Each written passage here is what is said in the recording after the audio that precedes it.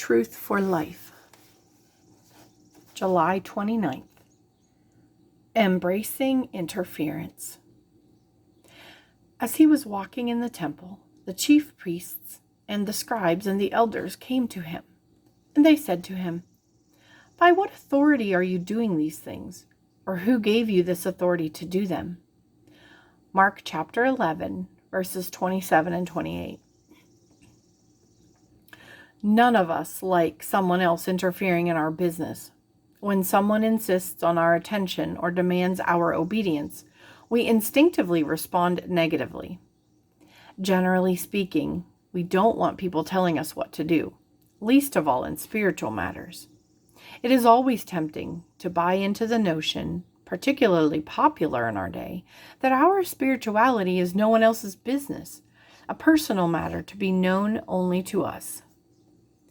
In reading the Gospels, then, we may become distinctively unsettled as it becomes clear that Jesus interferes in our lives.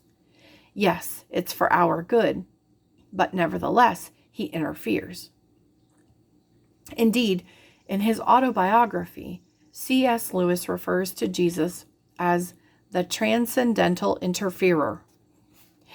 From the beginning of Jesus' ministry, people recognized that he spoke with authority. See Mark chapter 1, verses 22 and 27. He said things in such a way that they couldn't be sidestepped or simply dismissed, but they could be resisted and rejected. His authoritative teaching became a thorn in the religious teachers' side, and they began to oppose Jesus, soon plotting to kill him, so that they would not have to open up their spiritual lives to him. Chapter 3, verse 6. Like the religious leaders, we often prefer a personal spirituality that is molded by our agenda and lifestyle. This is what I believe. This is what I hold to. This is what we've always done. This is our tradition. Jesus comes crashing into those notions, turning everything upside down, taking man-made values and upending them. In fact, at the end of Jesus' earthly ministry, he declared that all authority had been given to him. Matthew chapter 28, verses 18 and 19. He doesn't share that authority with anyone. Our spiritual lives are, in fact, his business. We bow down before his authority and embrace him as Lord and Savior.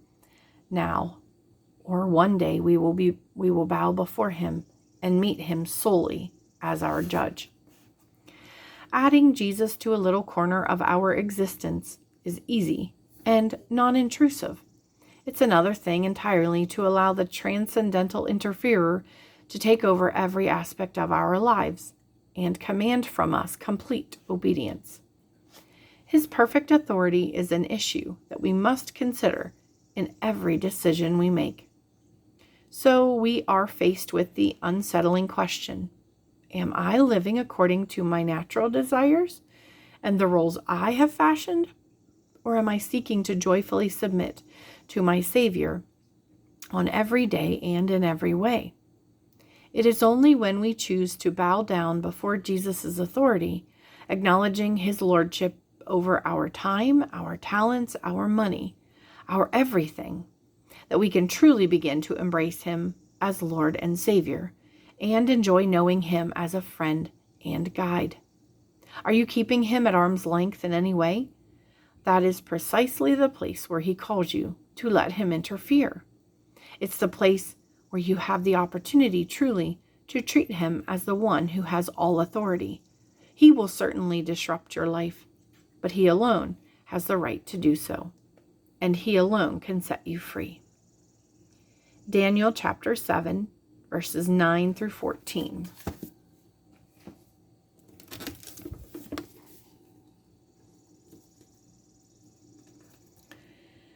The Ancient of Days reigns.